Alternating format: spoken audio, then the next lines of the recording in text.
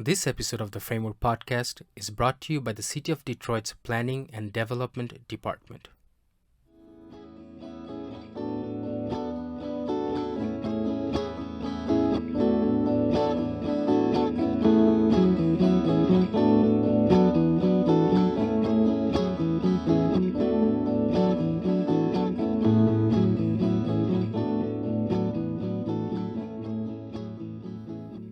Hey there, everyone. Welcome to the Framework Podcast. This is your friendly neighborhood city planner, Rashidul Hassan Deepon. Our guest today is Ms. Sheri Burton. Ms. Burton is a lifelong Detroiter, a proud United Auto Workers retiree, and a Precinct Delegate. She is currently the president of the Midwest Civic Council of Block Clubs and Neighborhood Association, and the recipient of grants from the Michigan Environmental Council, Detroit Future City, and Rocket Community Investment Fund. She was one of the nominees in Michigan Community Resources' The Power of One Dedicated Woman in 2018 and 2021. She's also famous for her insightful quotes that often come to her in the spur of the moment. Two such gems that always stuck with me are, "My name does not have to be on it because my heart is in it," and "I understand passion, but I do not understand aggression." In many ways, these two exemplify her work ethos and her love for her community. As we learn more about Ms. Burton, we also ask her what it means to be a good neighbor in an area that has prominent industrial use. As always, I hope you enjoyed this episode as much as I did making it. Here's me talking to Ms. Sheri Burton. Are you ready? I'm ready. Okay.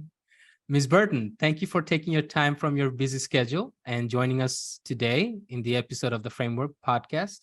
Oh, thank you for having me. You're welcome. Let's start with this question. How long have you been a resident of the neighborhood? Oh my goodness. My dad purchased this home that I stayed in 1966. And before that, we stayed in a home in the next block over, same street, but next block. So since 1963. Mm-hmm. So can you tell me? 1965, I'm sorry, 1965. 1965? Okay. Can you tell me about the neighborhood when you were growing up? Oh my goodness. You know what? What I really loved about this neighborhood and what I always remember was the trees. They like formed a cathedral as you look down the block. You know, they just actually arched over and touched each other.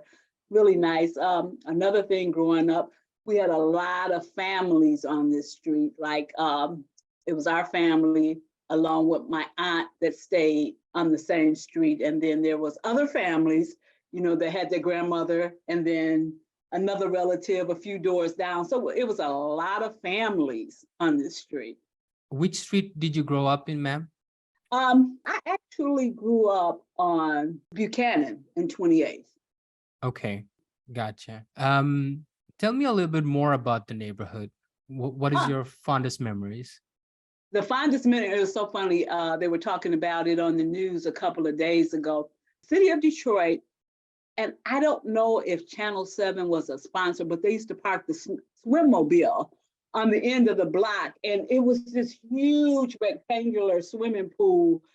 And everybody, you know, we would go down there and everybody would have a good time in the swimmobile. So that was a lot of fun. And then, like I said, it was a lot of families. So therefore, there were a lot of children. And we built go-karts, you know. Another fond memory is when they did asphalt, repaved the street. We would get our roller skates and skate down the street. So we had a lot of fun. I had a wonderful childhood. Yeah, I think something about it sounds so nostalgic when you describe it. So I know you also work for Chrysler. Could you tell us a little bit about how long you worked there and the type of work it entailed? So I was hired in at Chrysler and is now known as Stellantis, but I was hired in on September 13th, 1976. And I got hired in at 8 Mile Stamping So I was a spot welder, not the welder person that holds the gun out, the machinery, did the welding. So that was really interesting, running from those sparks and trying not to get burned. Of course, you couldn't get burned, but it just was a little terrifying at first. But then I got used to it because actually a spot welder, they had this thing where you got paid extra, I guess, for being exposed to the sparks or whatever. But that was really cool. In 19, when did I become union rep? And that's the story, being a union rep. Very interesting, very fulfilling, actually, because growing up, I always wanted to be a public defender or a nurse, okay? So that union rep position fed that passion for being a lawyer, because I just wanted to be a public defender, somebody to help the little guy who needed help and, got themselves in this little situation. So that fueled that, and I did that for 25 years. Can you elaborate on the work that you had to do as a union rep? And is there a story that is really in your memory of like you were proud to be a union rep? In the structure, you have your national agreements. That's the ones that covers Chrysler overall. But at each location, you have supplemental agreements. As the committee woman or chairperson, I was tasked with having to negotiate our supplemental agreement, meaning our location agreement. So I was really proud of that. That was a fearful position as well, because it carries a lot of responsibility. You have to have a lot of foresight. You just have to know and be in tune of what's going on, because you got to deal with what was, what is, and what may be. So that's like an awesome responsibility. So I was always grateful, and it really taught me how to pray. You get a good prayer life because it's so much responsibility involved. Being able to get a pretty good agreement for our constituents. So I was really proud of that. Seems like you had to have a real North Star or like a moral compass to navigate various factors. In your particular role, maybe you had to have a clear understanding of who you are and what you are about so that you can navigate maybe some of the politics of it. Indeed. And that's why I say about that prayer life. That's where that prayer life comes in. There's a straight line that you have to walk, and right. You cannot waver, because it's not only your integrity, it's the integrity of that organization, the livelihood of the folks you represent. It's a lot. You just strip yourself of everything and you get that focus of what's needed, what's right, and what's beneficial, what's fair. Totally. I get that. You are also the president of the Midwest Civic Council of Block Clubs. Could you share with us when it was started and how the Block Club came about? Well, this neighborhood association has been around, I know, at least since the 70s. And our president, Dora Jackson, she's passed on now, and she was just a phenomenal president that really held this area down in a respectful way. Times were different, so you had resources that were more, you had resources. I just put it like that because you don't have it now, but you had resources, and she made sure that this area was well taken care of. So I don't know the history of what it started, but I know the great people and that have held it down. I became president in, I believe, 2016, if I'm not mistaken. And before me, Patrice Robinson was the president, and she held it down. I got involved with the association in 2013. I was so busy working, I didn't know what was going on around here. So I became aware of the association in 2013. But I know for a fact Miss Dora Jackson had this, and she was known throughout this city, So, and I know since the 70s, I don't know how far back from that. So can you enlighten us on kind of the mission statement for the Midwest Civic Council of Block Clubs? So it's pretty simple. We have a pretty simple mission statement, but it says a lot. It's like building community block by block, and then that takes into account getting to know your neighbors, starting block clubs. Detroit in the 80s, I know probably 70s, 60s, and 50s, we were known for block clubs. That was the thing, that was our actual, almost your political machine. But it was definitely the way this city operated as it relates to residents. Everybody had block clubs. So over the years, the block clubs fell off. And that was always my desire coming in as president to rebuild our block clubs. And now it's really interesting now because we have a wonderful, and that's another thing about growing up, this neighborhood was diverse. We had a lot of Polish residents. And then I remember in particular, we had an Asian lady that actually stayed in rental housing, or I don't know what kind of, it was housing behind a house. So I don't know what they really called it. But this young lady taught us how to make tuna casseroles. And I say that to say that, we went from a diverse area to a predominantly African-American. And now since that Gordie Howe Bridge is coming in, we're getting folks from Southwest Detroit that were either relocated or just looking for housing. So we're getting back to that diverse neighborhood, but it also, we need to get out there and bridge that gap, do something about the language barrier, learn how to build our community with our community. We don't want it to be one group building the community and, you want everybody included because that's community. So that's the thing now. We just have to get out here and get our communication going good with our neighbors. Right. And when you were mentioning bridging the language barrier, who are you referring to? I know we have Hispanic, Salvadoran, and I can't think of who else, but, just getting to a level ground where you can build up and then go diverse, but a lot of Hispanic residents for sure. Okay. Basically, that's what I'm talking to learn how to speak Spanish. Yeah. Yeah. No, I think that is one way to definitely bridge the gap, to speak another language. Yes. And I think it's just not about speaking another language as much as I feel like recognizing another culture. Yes. Recognizing another identity, Yes. So you've been working with the Midwest Civic Council of Block Clubs for at least close to 10 years, because you said you became involved back in 2013, so yes. It's 10 years. Yes. Mm-hmm. In your opinion, what are some of the pressing issues in the neighborhood? Well, we have been blessed since 2017 to receive a grant from, it's now called Rocket Community Fund, used to be Quicken Loans. So we have been working through this program. It's called Neighbor to Neighbor. And basically what it's about is housing stability, meaning informing neighbors about homeowner property tax exemption and other programs. We're currently doing the Neighbor to Neighbor campaign.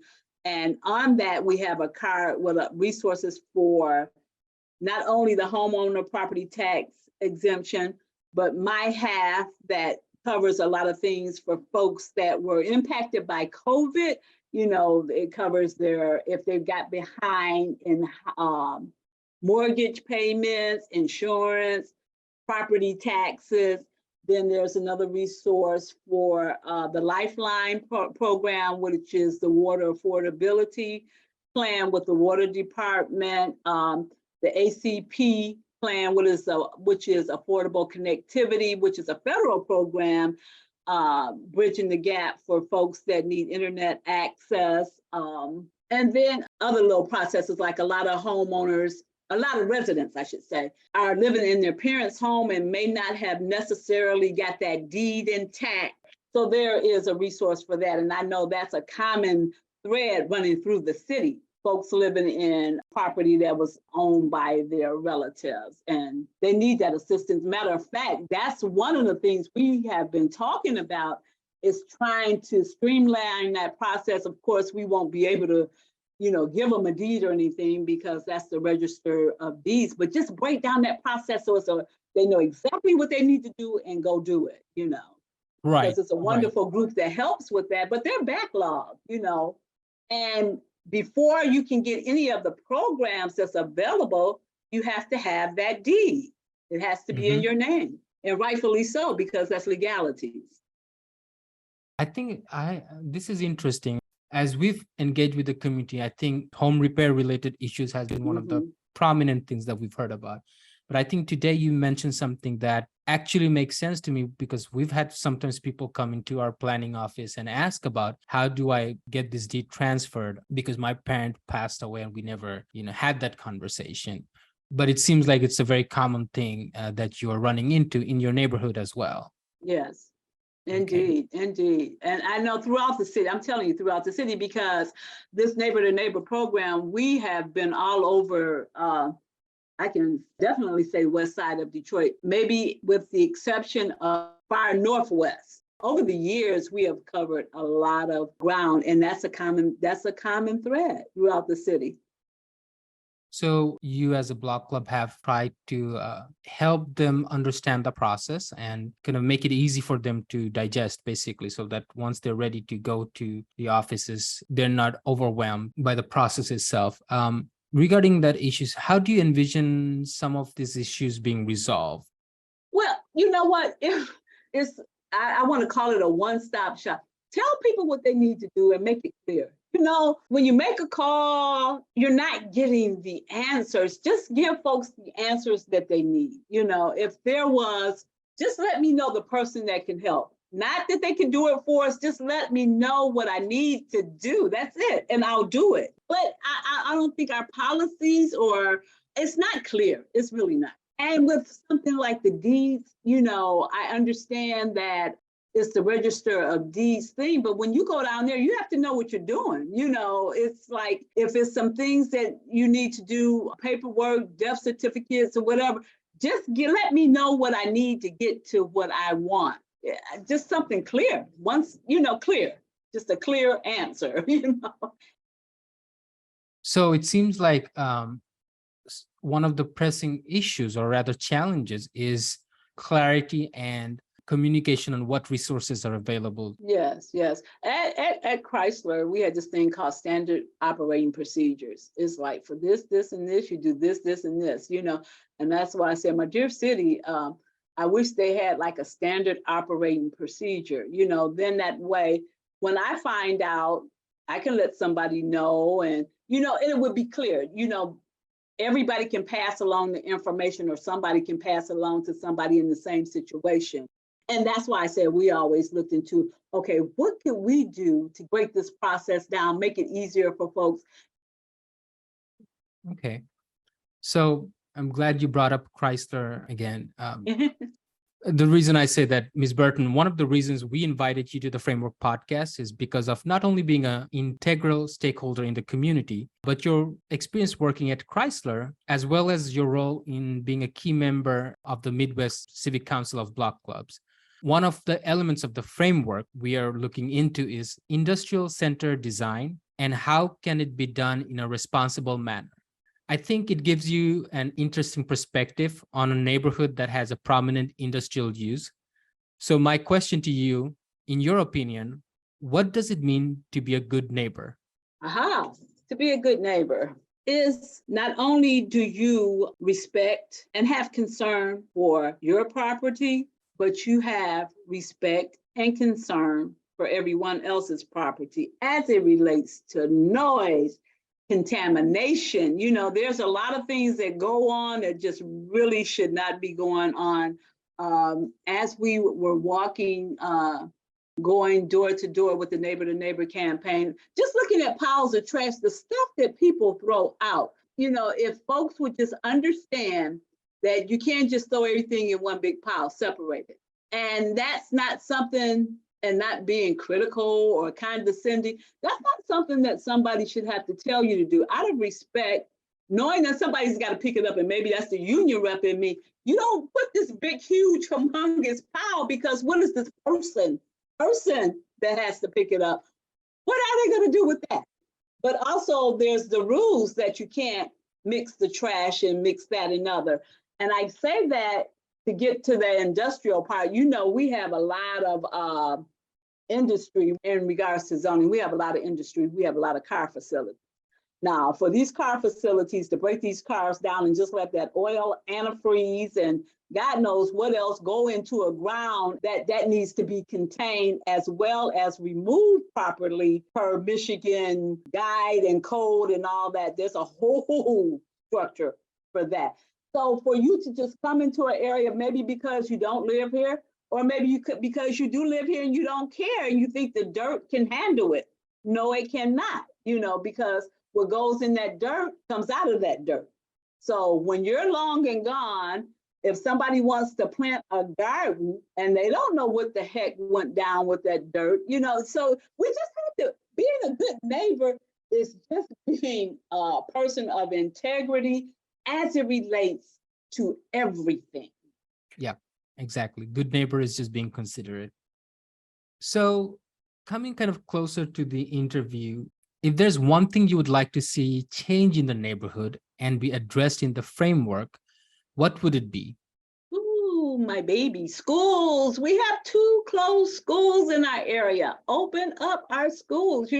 What a beautiful opportunity we have with our diverse community to have our kids go to school in the neighborhood. Therefore, they'll play in the neighborhood together and they'll learn. Kids teach kids, and they definitely teach us seasoned folk. And I just pray that they open up our schools and open them up and let them be multilingual to set our kids on a wonderful path for success.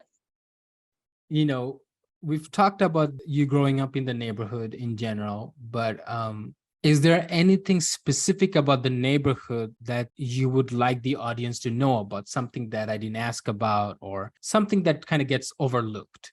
Well, my favorite Midwest is where legacy lives, meaning that we are blessed to live in homes that were purchased there before by our parents, grandparents, and we're talking decades ago. We have a wonderful family that live in the area, and I think I always thought that they went to Sherrill Elementary, but they did not. Their children went to Sherrill Elementary, but we're still talking about decades ago. This is a legacy neighborhood. And I think what's forgotten in terms of us being a legacy neighborhood, we could have went anywhere. I was working for Christ. I was gainfully employed, but I chose to stick and stay here because I love it here. And I think that what's overlooked is that while we're the big comeback or whatever you want to say about the city, because the city never went anywhere. Only thing changed about the city is folks' attitude towards the city. And I would like to see something geared towards the longtime residents that stuck and stayed and kept this city up and running. It's our tax dollars that sustain the city. And I would love to see something geared towards longtime residents. And the one thing you could do with that is, like a lot of us for a lot of these programs, folks are making a little over what the income threshold is. Think about letting them have some resources because they are longtime Detroiters, not only Midwest neighborhood, but throughout Detroit. Nicole, she's got that rehab program, and I can't think of her last name, but she's the famous rehabber. She calls us lifers, and I thought that was she speaks very passionately about us, and I appreciate her for that. So I wish somebody had Nicole's passion for the longtime life residents and do something for them. That would be awesome. Yeah. So if we had to focus on the midwest-tireman framework, what do you hope to get in terms of the outcome from this framework? Repair grants for the residents, not based on income, because there's quite a few folks that make more, but we have been devastated by the historical floods. And I don't know how you have history in 2014 as well as 2021, but we did, and whereas, our income is over that threshold, certainly we have been taken out twice with just the flooding. That's another thing, if I can get a pitch in, is get that basement backup protection program over in Midwest neighborhood, because the city did it for Barton McFarland and Chatsey Condom. And guess who is the crescent city between them? It's Midwest neighborhood. And I have a video from one of our wonderful residents. He gave me a video of the water running down the street like a river during the flood in 2021. I call us the Crescent City because New Orleans is my favorite place. And I know all about Crescent City and we're it, so I would love to have schools and I would love to have that basement backup protection program for Midwest neighborhood. And I'm going to keep on pitching that one to everybody I can, because it's necessary. It's necessary. So kind of having more guidance on home repair grants would definitely be something that you would look forward to from the framework. Yes, okay, gotcha. Definitely. So my final question to you is, if you had to describe Midwest-Tireman as a song, what would it be? I just had it in my head. Stevie Wonder, you are the sunshine of my life. I think that's it. You are the sunshine of my life. If that's not it, whatever song it is with that wording in it, that would be it. I have a lot of love and a lot of memories. I mean, Midwest is me, We're strong, resilient, tough in a sustaining way, I love Midwest. I love the people. You know them. I do, and the people love you. I love the people them. love you back.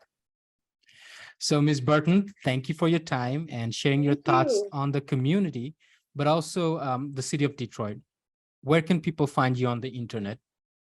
On the internet, we have a Facebook page, Midwest City Council's Block Clubs. And let me shout out Asaki Johnson. She runs the media for me. So we're on Facebook. She's gonna laugh. Twitter, Instagram. And if anything else, I apologize. I'm seasoned. Remember, I'm seasoned. Ms. Burton, it's been a pleasure talking to you and getting to know you. Thank you so much. And same to you. I really appreciate you all, the City of Detroit Planning Department. I really do. You guys are phenomenal. Thank you, ma'am. This is Rashidul Hassan Deepan signing off. Take care, Detroit.